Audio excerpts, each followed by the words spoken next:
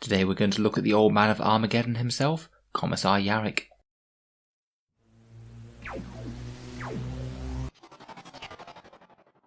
Hello and welcome back to Auspex Tactics, the strategy focused 40k channel where we're all about getting the most out of our miniatures on the tabletop. Today we're here for another Imperial Guard unit review, looking at one of the more famous characters in all of Warhammer 40k. Commissar Yarrick certainly has more relevance now than ever before, with Ghazghkull and the Orcs on the march once more, so I thought it would be a good time to take a fresh look at his rules, what he can offer an Imperial Guard army, and how I would use him on the tabletop. In the lore, of course, Commissar Sebastian Yarrick is the hero of Hades' Hive, who fought in both the Second and Third Wars of Armageddon in the last century of the 41st millennium. He was already old before he fought his first wars against the Orcs, and was known to be one of the Imperium's leading experts on the Xenos race, having learnt the Orc language from a captured human raider, and understanding far more than the norm of their psychology and culture. During the Second War for Armageddon, Yarrick held Hades' Hive against the Orc hordes of Warlord Ghazghkull Thraka, and his stoic defence earned himself a fearsome reputation among the Orcs as a strategist of great cunning and an opponent worthy of a proper scrap. Commissar Yarrick was highly familiar with leading from the front, having lost an arm personally fighting the Orc war boss Ogorhaz, who he claims the beast's head in return. He replaced his severed limb later with Ogorhaz's own power claw as a brutal badge of his triumph. Yarrick held out heroically in Hades for long enough for the Blood Angels to relieve their forces and crush the greenskin hordes that were besieging them. After his defeat on Armageddon, Ghazghkull withdrew with Yarrick in hot pursuit, but was later trapped by the wily warboss, captured aboard one of the Space Hulks, though subsequently released by the Greenskins back to Armageddon to make his stand against them once again. There's little that the Greenskins like more than a good fight, and Ghazghkull felt that to kill Yarrick in cold blood would have just been a wasted opportunity. So let's see what the hero of Hades can do on the tabletop. So Commissar Yarrick is of course an HQ choice for Codex Astra Militarum. He'll cost you 100 points to field, so considerably more pricey than most of our other officers. He has a movement of 6 inches, weapon skill and ballistic skill of 2+, strength 3, toughness 4, 4 wounds, 3 attacks, leadership 9 and a 4+ save. Furthermore, he's protected by a power field, meaning that he has a 4+ invul save as well. For war gear, he is armed with a bolt pistol, a storm bolter, power claw and the bale eye, his bionic eye that he can fire in close combat. The power claw has the exact same profile as a power fist, meaning that it'll be strength 6, hitting on 3s and AP-3 with D3 damage, meaning that he's not bad in close combat for a guardsman, but he does only have 3 attacks, so he's hardly going to be taking down tanks or anything. That bale eye is an interesting pistol weapon. It's got a 6-inch range, is pistol 1, strength 3, AP-2 and damage 1. It's basically pretty much inferior to his storm bolter, so you'd only really want to use it if you're actually in close combat with something, in which case I think he could blaze away with both that and his bolt pistol at the same time, just to give him a little bit of an extra sting in the tail in protracted combat. So he doesn't have a bad fighty and defensive profile, but it is still very much a guardsman one rather than something more powerful. It's his special rules where his main value lies. First up, he has the standard Aura of Discipline and Summary Execution that standard commissars have. Aura of Discipline will give him the 6 inches leadership bubble, making your guardsman leadership 9, which is always handy for stopping them running away quite as quickly. And Summary Execution has unfortunately been changed multiple times since this datasheet, and its current format is that if a guardsman squad within 6 inches fails a morale test, you can choose to execute one of them, and if you do, then the morale test can be re-rolled. Aura of Discipline is great, Summary Execution is a bit more situational, you have to fail the morale test and roll pretty high for it, but between the two he will keep more guardsmen on the field. Next up he has Hero of Hades' Hive, which is the main reason that you bring him in my mind, and it basically means that you can re-roll hit rolls of 1 made for any friendly Astra Militarum units within 6 inches of Commissar Yarrick. And furthermore, if you are fighting Orcs, you can just re-roll any failed hit rolls, not just ones of 1. So it's basically a Space Marine captain for the guard.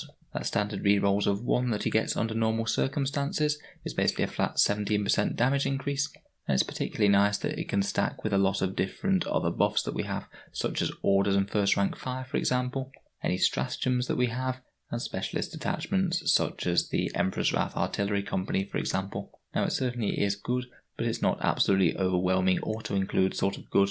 Space Marine captains cost a bit less and provide the same rule, and are generally a fair bit fightier, even with Yarrick with his special rules and war gear. So it is a decent buff, but one that we do pay a bit of a premium for in the guard. One of its most interesting applications is that it both works in the shooting and fight phase, where not many of our rules do with that, so it's quite good as part of an advancing infantry line, say if you're using some Kaschan people to beat people up.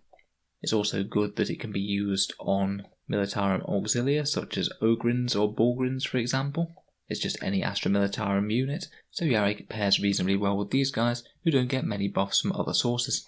It's also quite good with armies with less access to rerolls, such as the Death Corps of Krieg for example. We just did a video about their combat engineers. He pairs great with them as they overheat on rolls of 1 and don't usually have ways to reroll it. Finally, and perhaps most obviously, he pairs really well with overcharged plasma, with those rerolls stopping you cooking yourself quite as much and meaning that you could potentially use orders for other things, such as reroll ones to wound for example. The orc side of the rule is just icing on the cake really. Obviously orcs only comprise a certain amount of matchups, but when you do happen to be fighting them, he's certainly going to be far more useful and a linchpin of your battle line. If you know that there's a lot of orcs in your local meta, you might consider running him in your lists a bit more, and if ever orc lists really start to stomp tournaments everywhere, then Yarrick's going to become more useful for the guard. Finally, Yarrick has the Iron Will special rule, which is basically a way of keeping him alive that little bit longer. Basically each time that Commissar Yarrick loses his final wound, on a roll of a 3+, that wound is not lost. This is actually a reasonably decent defensive upgrade. On average, it means that he'll take about an extra couple of wounds before he kicks the bucket. Though of course if your luck spikes very high, you could potentially just keep on making those saves. With any given amount of firepower, the opponent's going to be not too certain whether or not Commissar Yarrick's actually going to go away from the table. If he's hit by multiple damage weapons, this does mean that unfortunately you will have to roll each damage point one after the other to see if he survives this. You can't just pass one 3+ and then get him back up. Overall it means that he is a lot more tanky than our standard HQs, but not necessarily any better than the HQs of other factions, such as a Space Marine Captain for example. So how can we get more out of Yarrick on the table? Firstly, he does have a fixed Warlord trait, which is unfortunately Master of Command. It basically allows him to issue an order. Now he doesn't have a regiment keyword, which means that in the FAQ that he can issue an order to any other regiment unit, but he still can't order things like Militarum Auxilia around. So you can't be having like move Bulgarin or something, which would be admittedly very funny. Now an order's not bad, but I don't think it's anywhere near as good as using your Warlord trait for something else. You can get another order for a 20-point platoon commander if you want, whereas Warlord traits can generally give you something a lot more powerful than the Guard Codex. The only real reason that I want to make Commissar Yarrick the Warlord is just that he's a fair bit more tough than some of the other options, but in my opinion that's still not a good enough reason just trying to keep your Warlord safe. I'd rather have them actually do something and just be a company commander sitting a long way behind the lines, which usually manages to keep them safe all game anyway. So unless you're just looking for a bit more of a fluffy build, I wouldn't usually make him your Warlord. In terms of stratagems, he's not going to be the most common thing to use stratagems on. Possibly one of the most powerful uses for Yarrick would be to reroll his Iron Will save when he's just about to die, which could potentially keep him alive and kicking for another turn to deal some more damage with that Power Claw, or just stay back and stay a bit safer. So how would I use Commissar Yarrick in game then? I think he's quite interesting as he is quite flexible, meaning that he could be deployed with a firebase or with an advancing infantry gun line. Now as I said before, that reroll 1's ability is reasonable but not absolutely over the moon outstanding. So if you would really want to be just using him just for the reroll 1's ability, then you would really want to be stacking him with a lot of other stuff with other significant buffs of its own to try and make him worthwhile. 100 points certainly isn't a lot. It means that in terms of raw numbers, you'd have to be buffing 600 points worth of stuff for him to be at the break-even point just for a defensive output, never mind defense. So if you are just adding him in for the reroll 1's, I would strongly consider the opportunity cost of just taking another big gun like another Basilisk or something if you're buffing them. It's not the be all and end all though, because as we said, those reroll 1's have additional benefits with overcharged plasma for example, and can be extra good on things that you're already using fancy expensive stratagems on, say an Emperor's Wrath Basilisk that's double firing this turn. Getting every buff that you can on that thing is going to have more value if you are using him in this way. And he can also provide a little bit of countercharge threat as well. As we said, it's not awesome damage output, but he could get a cheeky Power Claw swing through and maybe shave off the last few wounds on a big threat if they close with your firebase.